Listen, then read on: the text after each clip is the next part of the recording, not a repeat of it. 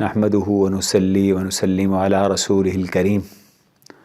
اما بعد فاعوذ بالله من الشيطان الرجيم بسم الله الرحمن الرحيم ما اصاب من مصيبة فبما كسبت ايديكم ويعفو عن كثير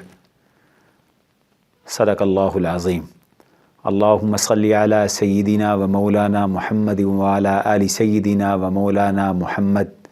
كلما ذكره الذاكرون وكلما غفل عن ذكره الغافلون بعدد كل لمحة وبعدد كل ذرة وبعدد كل معلوم لك۔ گرامی قدر سامعین و ناظرین کرام، خواتین و حضرات، اللہ تعالیٰ نے ہمیں دنیا میں پیدا فرمایا اور دنیا میں ہمیں ایک مقصد کے تحت بھیجا ہے۔ جب تک ہم اپنے اس مقصد پر قائم رہتے ہیں تو اللہ تعالیٰ کی طرف سے ہماری نصرت،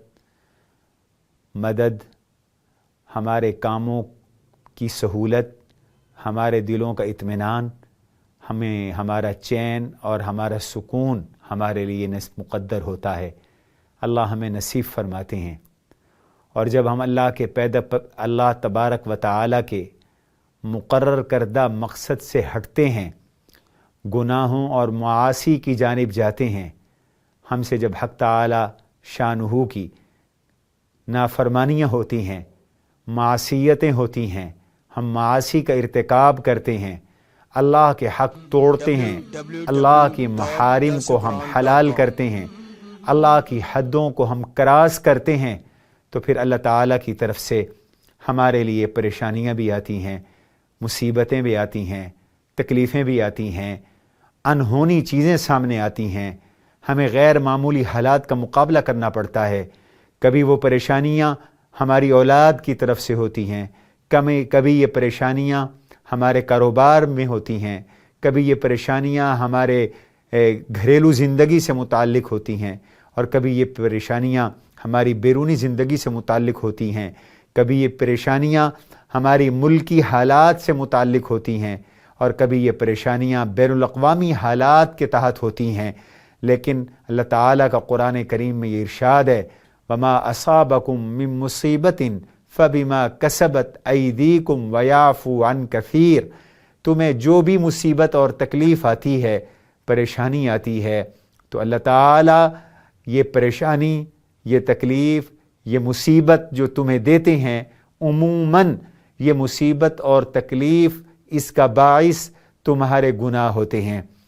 فَبِمَا كَسَبَتْ أَيْدِيكُمْ، یہ تمہارے ہاتھ کا کیا ہوتا ہے، تمہاری اعمال ہوتے ہیں، اور اللہ ہر گناہ پر بھی پکڑ نہیں فرماتے، سزا نہیں دیتے، تکلیفیں نہیں دیتے، پریشانیاں نہیں دیتے۔ رب کہتے ہیں یہ میری رحمت ہے کہ وَيَعْفُو عَن كَثِيرٍ، میں بہت سی تمہاری غلطیاں، کمیاں، کوتاہیاں درگزر بھی کرتا رہتا ہوں، معاف بھی کرتا رہتا ہوں، تمہاری خطاؤں کو سے میں صرف نظر بھی کرتا رہتا ہوں، لیکن جو کچھ تمہیں پریشانیاں آتی ہیں وہ اسی کی وجہ سے آتی ہیں۔ آدمی زندگی میں اس پر دو کیفیتیں ہوتی ہیں، کبھی خوشی کی کیفیت ہے اور کبھی غمی کی کیفیت ہے، کبھی راحت ہے اور کبھی تکلیف ہے، کبھی سکھ اور چین ہے اور کبھی کلفت اور پریشانی ہے۔ یہ دونوں قسم کے حالات انسان کی زندگی کے اندر آتے ہیں، لیکن اگر آدمی اللہ تعالیٰ کے ساتھ تعلق مضبوط رکھتا ہے، وہ اپنے اللہ کے احکام کو پورا کرتا ہے، وہ احکام چاہے عبادات سے متعلق ہوں، وہ احکام ہم نے اصل میں دین سمجھا ہے صرف نماز، روزے کو، حج اور زکوٰۃ کو، ہم اس کو دین نہیں سمجھتے کہ ہم نے اپنے ملازم کے حقوق بھی ادا کرنے ہیں، ہم اس کو دین نہیں سمجھتے کہ ہم نے کاروبار میں صداقت، دیانت، امانت کا مظاہرہ کرنا ہے، ہم اس کو دین نہیں سمجھتے کہ ہم نے اپنی ڈیوٹی پوری کرنی ہے، ہم اس کو دین نہیں سمجھتے کہ ہم نے حلال کھانا ہے، ہم نے حرام سے بچنا ہے، ہم نے کرپشن سے رکنا ہے، ہم نے بددیانتی نہیں کرنی، ہم نے خیانت نہیں کرنی، ہم نے دوسرے کے حقوق کو ادا کرنا ہے۔ ہم شاید اس کو دین نہیں سمجھتے، اور معاشرے کا ایک بڑا طبقہ وہ یہ سمجھتا ہے کہ یہ تو نجی لائف ہے، یہ تو میری پرائیویٹ زندگی ہے، یہ تو میرے ذاتی معاملات ہیں، ان میں شاید دین کا کوئی حکم نہیں۔ یہ ایک مغالطہ ہے۔ ہم جب اللہ کو ناراض کرتے ہیں، چاہے عبادات میں کوتاہی کے ساتھ، چاہے معاملات میں کوتاہی کے ساتھ، چاہے اخلاق اور آداب میں کوتاہی کے ساتھ، چاہے حقوق العباد توڑنے کے ساتھ، تو پھر اللہ تعالیٰ کی طرف سے بندشیں آتی ہیں۔ لوگ سمجھتے ہیں کہ میرے کاروبار پہ جادو ہو گیا، لوگ سمجھتے ہیں کہ میرے بیوی اور میرے درمیان وہ کوئی تعویذ ہو گئے، جادو ہو گئے۔ ارے بھائی، یہ تعویذ، یہ جادو، یہ بھی تو اللہ کے حکم کے بغیر نفع اور نقصان نہیں پہنچاتے۔ پہلے تو یہ توہمات بہت سارے ہوتے ہیں۔ جادو کی حقیقت ہے، جادو برحق ہے، اور جادو ہوتا ہے، قرآن اور حدیث میں جادو کا تذکرہ ہے، لیکن ہر کسی پہ جادو نہیں ہوتا۔ بہت ساری پریشانیاں ہمارے گناہوں سے وابستہ ہوتی ہیں، جن کا علاج صرف اور صرف توبہ ہے، استغفار ہے، اللہ کے دروازے پہ آنا ہے، گناہوں کو چھوڑنا ہے، روٹھے رب کو منانا ہے، اللہ تعالیٰ کے احکام کو پورا کرنا ہے، بندوں کے حقوق کو ادا کرنا ہے، ظلم سے رکنا ہے، چوری سے رکنا ہے، بددیانتی سے رکنا ہے، خیانت سے رکنا ہے۔ اور اگر ہم ان سب چیزوں سے رکتے ہیں اور ہم اللہ کے ساتھ اپنا تعلق مضبوط کرتے ہیں، اللہ کے نبی علیہ السلام کے طریقوں پر چلتے ہیں، تو قرآن کا وعدہ ہے من یتق اللہ یجعل لہ مخرجا ویرزقہ من حیث لا یحتسب۔ تم میرے ساتھ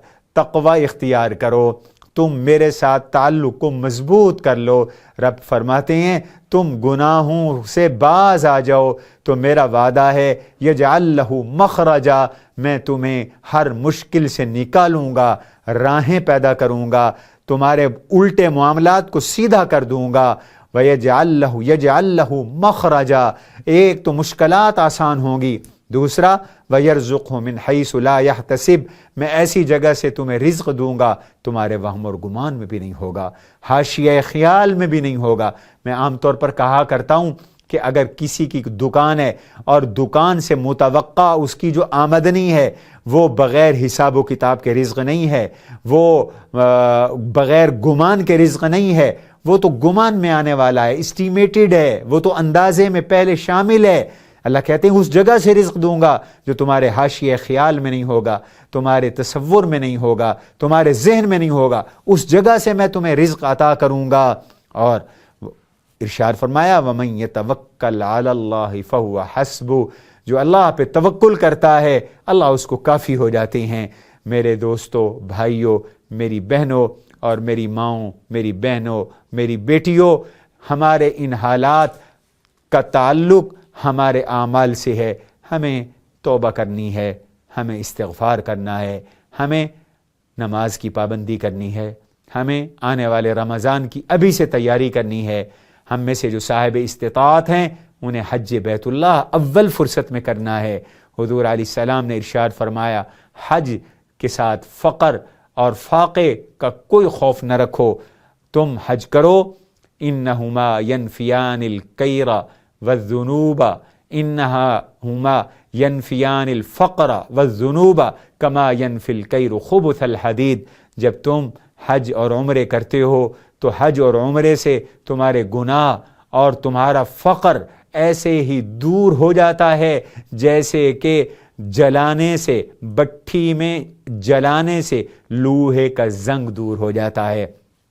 اور آپ فرماتے ہیں کل حج کی آخری تاریخ ہے، آپ حج کے داخلے کی آخری تاریخ ہے، آپ ارشاد فرماتے ہیں دیکھو من اراد الحج فلیتعجل، جس کا حج کا ارادہ ہو وہ دیر نہ کرے، جلدی کرے۔ اس لیے کہ وہ نہیں جانتا کہ آگے اس کے ساتھ کیا حالات ہوں، اگلے سال تک پتہ نہیں ہماری زندگی بھی ہو نہ ہو۔ آپ صلی اللہ علیہ وسلم ارشاد فرماتے ہیں من لم یمنعہ من الحج حاجۃ ظاہرۃ او مرض حابس او سلطان جائر فمات ولم یحج فلیمت ان شاء یہودیہ و ان شاء نصرانیہ۔ جس نے حج نہیں کیا اور حج کے کرنے میں نہ تو کوئی شرعی رکاوٹ تھی، نہ بیماری رکاوٹ تھی، نہ کسی بادشاہ کے ظلم کا اندیشہ تھا، پھر حج نہیں کیا، موت آ گئی، فرمایا اسے کہو یہ یہودی ہو کے مرے یا عیسائی ہو کر مرے۔ ہم حج کریں، ہم اللہ کو یاد کریں، ہم اپنے گناہوں کی سے توبہ کریں، استغفار کریں۔ استغفار اور توبہ بہت ساری بلاؤں کو ٹال دیتے ہیں۔ فَقُلْتُ اسْتَغْفِرُوا رَبَّكُمْ إِنَّهُ كَانَ غَفَّارًا، میں نے کہا نوح علیہ السلام کا ارشاد قرآن کریم میں ہے، تم استغفار کرو تمہارا رب گناہ بخش دے گا۔ انہ کان غفارا، وہ تمہارے گناہوں کو بخشے گا اس لیے کہ وہ بہت بخشنے والا ہے۔ اور پھر استغفار کے ساتھ صرف گناہ نہیں بخشے جاتے، آگے بھی فوائد ہیں، اور فوائد کیا ہیں؟ وہ فوائد یہ ہیں وَيُمْدِدْكُمْ بِأَمْوَالٍ وَبَنِينَ وَيَجْعَلْ لَكُمْ جَنَّاتٍ وَيَجْعَلْ لَكُمْ أَنْهَارًا، تمہاری اولادوں میں کو بھی اللہ بڑھائے گا، تمہارے مالوں کو بھی اللہ بڑھائے گا، تمہارے باغاتوں میں بھی اللہ برکت دے گا، اللہ تمہارے لیے پانی کا انتظام بھی کرے گا، تمہارے پانیوں کا بحران بھی دور ہو جائے گا، پانیوں کی کمی بھی دور ہو جائے گی۔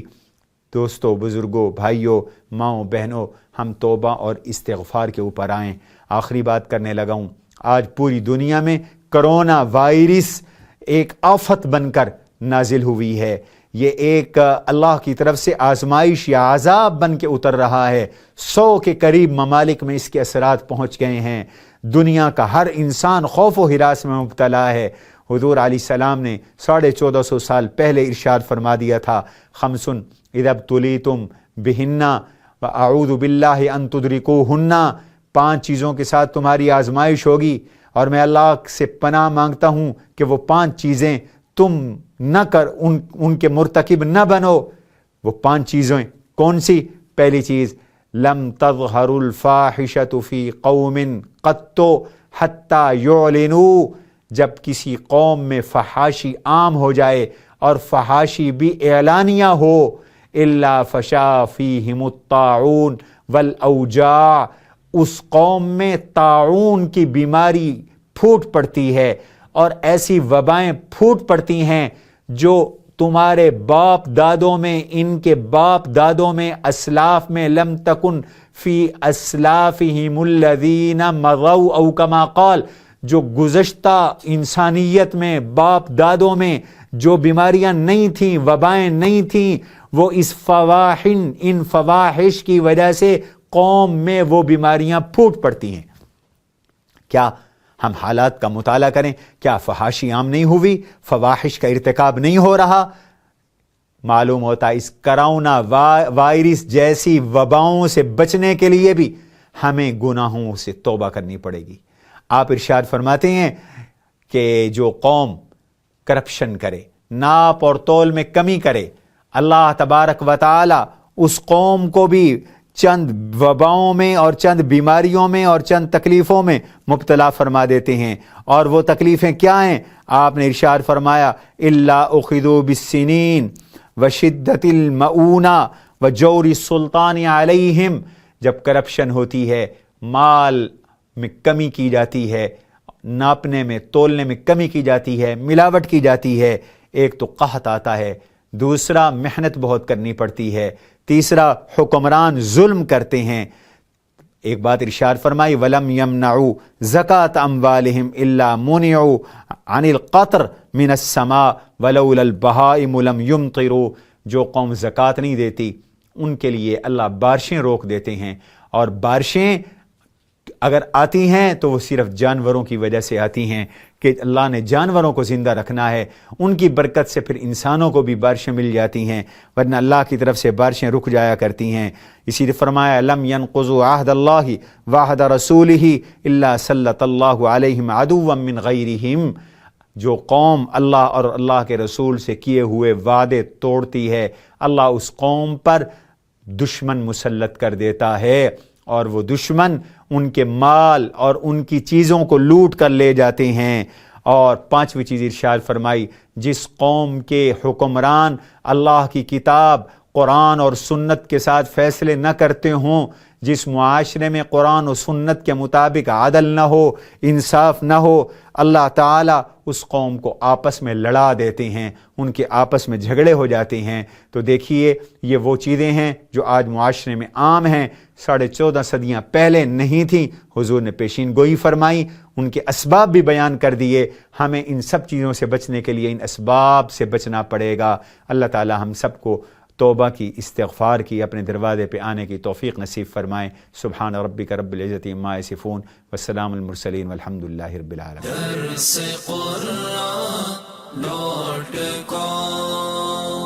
www.darsequran.com